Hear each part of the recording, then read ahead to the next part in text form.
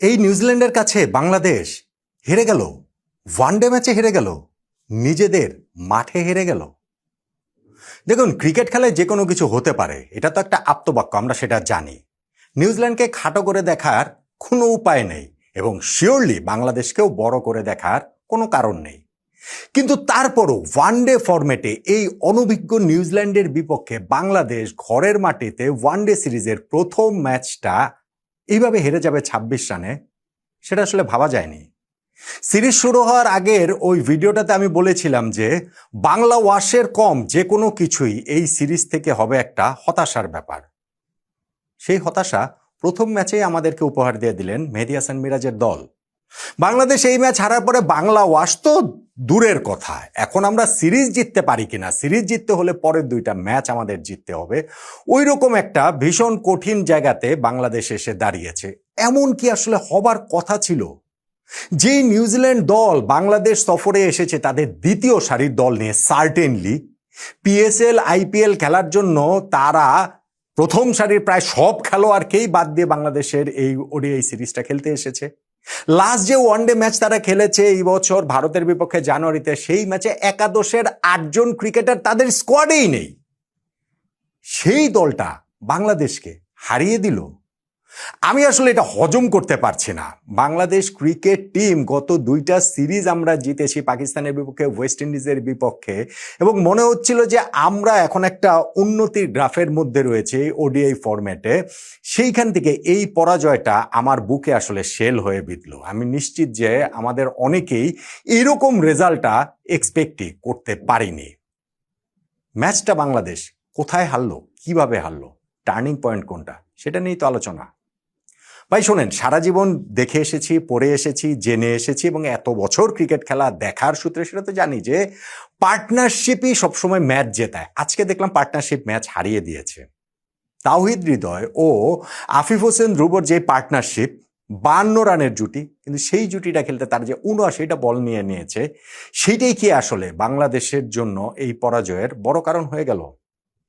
একটা one day match, সেইখানটাতে ১৫ over ৯০টা বল Bangladesh boundary মারতে পারে নাই। সেটি কি বাংলাদেশের পরাজয়ের বড় কারণ হয়ে গেল?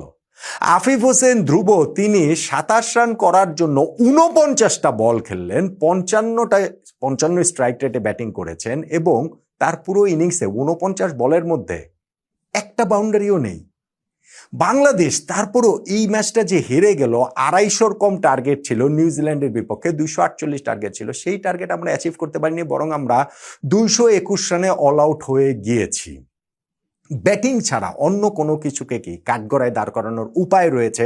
কাঠগড়ায় অনেক কিছুই দাঁড় করানো যায়, দল যখন হেরে যায় তখন অনেক কিছু এরকম লুপহোলসগুলো সামনে চলে আসে, বাট স্টিল অবশ্যই নিউজিল্যান্ডকে আমরা এর চেয়ে কম রানে আটকে রাখতে পারতাম। অবশ্যই যেই দুইটা আমরা ক্যাচ ড্রপ করেছি সেইটা আমাদের জন্য ভীষণ রকমেরই কস্টলি হয়ে গিয়েছিল। সেটা যদি না হতো, নিউজিল্যান্ডকে ২০০-২২০-এর মধ্যে আমরা আটকে রাখতে পারতাম। আচ্ছা ঠিক আছে, না হয় তারা ২৪৭ রানে করলো, সেই রান তারা করে বাংলাদেশ জিততে পারবে না? তাহলে বাংলাদেশে এটা কি ব্যাটিং? তাহলে বাংলাদেশের এই ওয়ানডে ফরম্যাটে আমরা উন্নতির ধারাটাতে রইলামটা আসলে কোথায়, আমাকে একটু বুঝিয়ে বলেন তো। ধরেন আমাদের ২৪৮ রান টার্গেট ছিল, সেই টার্গেট চেস করতে নেমে আমরা শুরুতেই একটা লাইভ পেয়েছি সাইফ হাসান। এইটা অবশ্য তিনি নিজে একটা যে লাইভ দিয়েছিলেন ওইটারই একটা প্রতিদান মধ্যে নিউজিল্যান্ডও তাকে দিল। ১ রানের সময় সাইফের ক্যাচটা স্লিপে পড়ে গেল, কিন্তু তার সত্ত্বেও এটা তো সেকেন্ড ওভারের ঘটনা। 4th ওভারে আমরা পরপর ২ বলে ২টা উইকেট হারালাম। তানজিদ হাসান তামিম বেরিয়ে এসে তেরেফুরে মারতে গিয়ে বোল্ড হয়ে গেলেন এবং ভেরি নেক্সট ডেলিভারিতে নাজমুল হোসেন শান্ত লেগ সাইডে ফ্লিক করতে গিয়েছিলেন এবং সেখানটাতে তিনিও বোল্ড হয়ে গেলেন।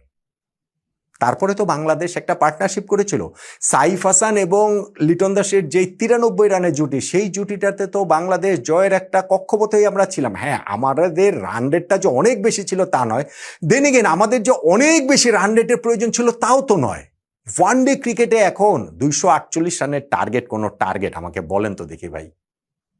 স্টিল বলতেই হবে যে সাইফ হাসান 50 করেছেন, তিনি ৭৬ বলে ৫৭ রান করেছেন, কিন্তু নিজের উইকেটটা তিনি গিফট করে এসেছেন। যেইভাবে তিনি ওই নিজের উইকেটটা গিফট করে এসেছেন, যে ওই শর্ট অফ লেন্থের বলটা বাউন্সটা বুঝতে পারেননি, একটু বাড়তি বাউন্স পেয়েছে, সেইটাতে পুল করতে গিয়ে টাইমিংয়ে গড়বড় করে তিনি মিডনে ক্যাচ দিয়েছেন।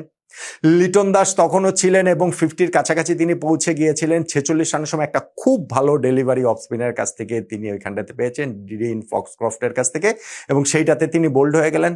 বাট স্টিল তো বাংলাদেশ জয়ের কক্ষপথে ছিল। তাওহিদ হৃদয় এবং আফিফ হোসেন ধ্রুবর এরপরে যে পার্টনারশিপ, আমি সেটাই বললাম যে ম্যাচ উইনিং পার্টনারশিপটা আমরা রেগুলার দেখে অভ্যস্ত, এটা তো ম্যাচ লুজিং পার্টনারশিপ হয়ে গেল ভাই। 24 নম্বর ওভারে তাওহিদ হৃদয় একটা বাউন্ডারি মেরেছে, নেক্সট বাউন্ডারি বাংলাদেশের এসেছে 39 নম্বর ওভারে। 15টা ওভার 90টা বল একটা ওয়ানডে ম্যাচে, অলমোস্ট একটা টি-20 ইনিংস। 15 ওভার 20 ওভারের টি-20 ইনিংস, এখানে 15 ওভার ধরে আমরা একটা ওয়ানডে ম্যাচে কোনো বাউন্ডারি মারতে পারি নাই। এটা একসেপ্টেবল, এটা কোনো লেভেলে একসেপ্টেবল। হ্যাঁ, যদি বুঝতাম যে নিউজিল্যান্ড দলে হচ্ছে গিয়ে দুর্দান্ত সব বোলার রয়েছেন, রিচার্ড হ্যাডলি রয়েছেন, ড্যানিয়েল ভেট্টরি রয়েছেন, তাহলে না হয় বোঝা যেত। নিউজিল্যান্ডে ভাই এই যারা বোলার, তাদের এগেনস্টে যদি বাংলাদেশের ব্যাটসম্যানরা এইভাবে স্ট্রাগল করেন, সেটা দেখার জন্য খুবই পীড়াদায়ক। স্পেশালি আফিফ যেই ব্যাটিংটা করেছেন, এইটা কোনোভাবেই একসেপ্টেবল না। আফিফ অফ স্পিনারে বলে স্ট্রাগল করছিলেন, আফিফ বাহাতি স্পিনারে বলে স্ট্রাগল করছিলেন, আফিফ পেস বোলারে বলে স্ট্রাগল করছিলেন। তিনি আসলে কোনো কিছুই করতে পারছিলেন না, এবং হৃদয় অন্য সাইড থেকে স্ট্রাইক রোটেট করলো, আফিফ বারবারই আসলে প্রেশারে ফেলে দিচ্ছেন। দেন এগেন হৃদয় স্ট্রাইক রোটেট করলো, বাউন্ডারি তো বের করতে পারছিলেন না। 15টা ওভার বাউন্ডারি লেস যদি থাকে একটা টিম, তাহলে তো ওই দলটা ওই রকম চাপের মধ্যেই পড়ে যায়। হ্যাঁ ঠিক আছে, এরপরে হচ্ছে গিয়ে যখন সেই শ্যাকেলটা ব্রেক করছিল বলে তারা মনে হচ্ছিল, স্টিল তো আমাদের শেষ 10 ওভারে যখন আমরা ঢুকি, বাংলাদেশের 67 রান প্রয়োজন ছিল এবং হাতে আমাদের 6 উইকেট। ওইখান থেকে আমরা ম্যাচ জিতবো না। একটা ওয়ানডে টিম শেষ 10 ওভারের 60 বলে 67 রান হাতে 6 উইকেট নিয়ে করতে পারবে না, এটা কি হয় নাকি? আমাদের ক্ষেত্রে সেটাই হয়েছে। আফিফ তার ওই প্যাথেটিক ইনিংসে চেষ্টা করেছেন, একটা ছক্কা মারার চেষ্টায় লঙ্গনে ক্যাচ দিয়ে তিনি আউট হয়ে গেলেন, যেটা বললাম 49 বলে 27 রানের একটা ইনিংস খেলে।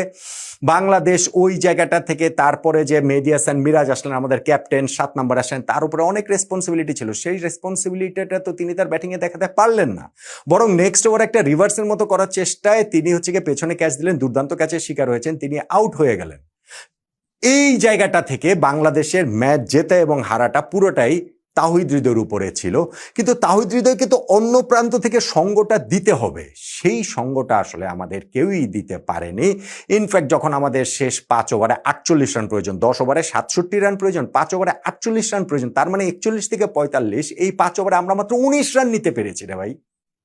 ফলে শেষ 5 ওভারে 48, কিন্তু তখন আবার যেহেতু হাতে উইকেট কম, আস্কিং রেট কিন্তু অনেকখানি বেড়ে গিয়েছে। এবং এরপরে 1 ওভারে যখন আমরা 2টা উইকেট, রিশাদ কটন বোল্ড হলেন, দুর্দান্ত কটন বোল্ড হলেন, এবং শরীফুল তিনিও বোল্ড হয়ে গেলেন, বাংলাদেশের আসলে জয়ের সম্ভাবনাটা প্রায় শেষই হয়ে গেল। তাওহিদ হৃদয় ছিলেন 2 ওভারে 33 রান প্রয়োজন ছিল, ওই অবস্থাতে তিনি একটা ছক্কা মেরেছিলেন বটে, একটুখানি আশার আলো দেখেছিলেন, কিন্তু শেষ পর্যন্ত গিয়ে ওইটা নট গুড এনাফ। এবং আমরা দেখেছি যে হৃদয় দারুণ একটা ক্যাচের শিকার হয়েছেন, 60 বলে 55 রান করেছেন তিনি তার 50টা করেছেন বটে, কিন্তু দলকে জেতাতে পারেননি। বাংলাদেশ ওই জায়গাটা থেকে 221 রানে অল আউট হয়ে ম্যাচটা হেরে গেলাম আমরা 26 রানে। ব্যাটিং এর কথা বলছি, বোলিং ফিল্ডিং এর ওই জায়গাটাতে তো বাংলাদেশ আরেকটু ভালো করতে পারতো না, স্পেশালি ফিল্ডিং, স্পেশালি ওই 2টা ক্যাচ মিস। বাংলাদেশের এই ম্যাচে 11টা নিয়ে এক ধরনের একটা সংশয়ের জায়গা তৈরি হয়েছিল।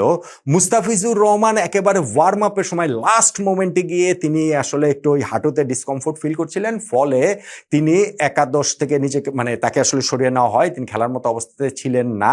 ওইখানটাতে একবার আমাদেরকে প্রেস রিলিজ দেওয়া হলো ক্রিকেট বোর্ডে, সেখানে দেখা গেল যে তাসকিন খেলছেন না, একটু পরে আবার কারেক্টেড প্রেস রিলিজ দেওয়া হলো, সেখানে দেখা গেল যে না, মুস্তাফিজ খেলছেন না, এবং ওই হাঁটুর ডিসকমফোর্টের কথা টিম ম্যানেজার নাফিস ইকবালের একটা অভিজ্ঞ বার্তার মাধ্যমে আমরা জানতে পেরেছি। কিন্তু তার জায়গায় এসেছেন যে শরীফুল, তিনি ট্রিমেন্ডাস বোলিং করেছেন, 10 ওভার বোলিং করে 27 রান দিয়ে তিনি 2টো উইকেট পেয়েছেন, এবং তিনি প্রায় 16 মাস পরে ওয়ানডে ক্রিকেট খেলতে নেমে প্রায় অপ্রস্তুত অবস্থায় খেলতে নেমে, মানে ওইরকম প্রস্তুতি তো ছিল না, কারণ একাদশে তার থাকার কথা ছিল না, দারুণ বোলিং করেছেন। অন্য জায়গা থেকে কি আসলে ঠিক ওই মাপের তিনি ওই সাপোর্টটা পেয়েছেন, স্পেশালি ফিল্ডিং এর কথা।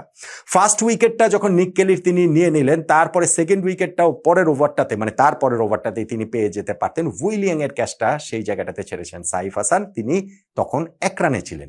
উইলিয়াং ওই 1 রান থেকে 30 রান করেছেন। এটা শুধু 29 রান যে এক্সট্রা করেছেন তা নয়, বরং ওইখানে হেনরি নিকোলসের সঙ্গে তার একটা 73 রানের পার্টনারশিপ হয়েছে, যেইটা নিউজিল্যান্ডকে শুরুতে যে প্রেসারে ফেলতে পারতো সেইখান থেকে তুলনামূলক একটা বেটার পজিশনে নিয়ে যায়। আর ওই যে ডিন ইয়ের কথা যে শেষের দিকে গিয়ে যে তাকে 27 রানের সময় একটা আরেকটা ক্যাচ ফেলেছেন তানজিদ হাসান তামিম, তিনি শেষ পর্যন্ত কত 57 বলে 58 রানে এরকম তিনি একটা ইনিংস খেলেছেন, যেই কারণে নিউজিল্যান্ডের স্কোরটা কিন্তু আসলে 247 পর্যন্ত চলে যায়। ঠিক আছে, ফেয়ার এনাফ, চলে গেল। 247 হওয়ার কথা ছিল না, 220 হওয়ার কথা ছিল। আমাদের ওই ক্যাচ মিসটা কস্টলি হয়েছে, ফলে 247 হয়েছে। কিন্তু স্টিল এই রানটা তাড়া করে বাংলাদেশ ঘরের মাটিতে জিততে পারবে না, এই ব্যাটিং লাইন আপ নিয়ে জিততে পারবে না। এবং সেইখানটাতে যেই প্যাথেটিক ইনিংসটা আফিফ হোসেন ধ্রুব খেললেন এবং যেই পার্টনারশিপ তাওহিদ হৃদয়ের সঙ্গে, তাওহিদ হৃদয় 50 করেছেন, ওই পার্টনারশিপেও তিনি হচ্ছে গিয়ে মানে প্রোঅ্যাক্টিভ রোলটা তিনি প্লে করেছেন, সবই ঠিক আছে। বাট স্টিল ওই জায়গাটাতেই বাংলাদেশ হচ্ছে গিয়ে আমার কাছে মনে হয় ম্যাচে একটু করে পিছিয়ে পড়েছে। এবং আমার কাছে গিয়ে বাংলাদেশের এই ম্যাচে পরাজয়, আমরা ইররেসপন্সিবল ক্রিকেট খেলেছি, যেমন 2টা ক্যাচ মিস আমাদের জন্য কস্টলি হয়েছে। আমাদের হচ্ছে গিয়ে সাইফ হাসান হচ্ছে গিয়ে খুবই দায়িত্বজ্ঞানহীন শট খেলে তিনি আউট হয়েছেন, এটা যেমন ঠিক আছে। কিন্তু আমি মনে করি যে ওই পার্টনারশিপটা যখন 50 ক্রস করে ফেলেছে, 79 বলে 52 রানের জুটিটা হয়েছে, তখন ওই পার্টনারশিপে ম্যাচটাকে আরও ডিপে নিয়ে যাওয়ার কথা ছিল, উচিত ছিল, এবং ওই আস্কিং রেটটা আরও কমানোর কথা ছিল। সেই জায়গাটা করতে ব্যর্থ হয়েছেন। শেষ পর্যন্ত গিয়ে আমার কাছে মনে হয় আফিফ হোসেন ধ্রুব এই 49 বলে 27 রানের ভীষণ রকমের প্যাথেটিক ইনিংসটাই বাংলাদেশের এই পরাজয়ের টার্নিং পয়েন্ট। আমরা যে 15 ওভার 90টা বল কোনো বাউন্ডারি মারতে পারিনি, 24তম ওভার থেকে 39তম ওভার পর্যন্ত, এইটাই শেষ, মানে ওই পার্টনারশিপের মধ্যেই পড়ে, ওইখানটাতে আফিফ হোসেন ধ্রুবর ইনিংসটাতে মধ্যেই পড়ে, এবং এই বাউন্ডারিহীন এই সময়টার মধ্যেতেই আমার মনে হয় বাংলাদেশ ম্যাচটা হেরে গিয়েছে। আফিফ হোসেন ধ্রুবর প্যাথেটিক ইনিংস এবং 15 ওভার টানা বাউন্ডারি না মারতে পারায় নিউজিল্যান্ডের বিপক্ষে প্রথম ওয়ানডে ম্যাচে বাংলাদেশের এই 26 রানে পরাজয়ের টার্নিং পয়েন্ট বলে আমার কাছে মনে হচ্ছে। এবং আমি আসলে এটা এখনো হজম করতে পারছি না যে এই নিউজিল্যান্ডের সঙ্গে বাংলাদেশ ওয়ানডে ম্যাচটা কিভাবে হেরে গেল। এবং এখন আমার মধ্যে ওই ডাউটের জায়গাটাও তৈরি হয়েছে, আমরা কি আদৌ সিরিজ জিততে পারবো?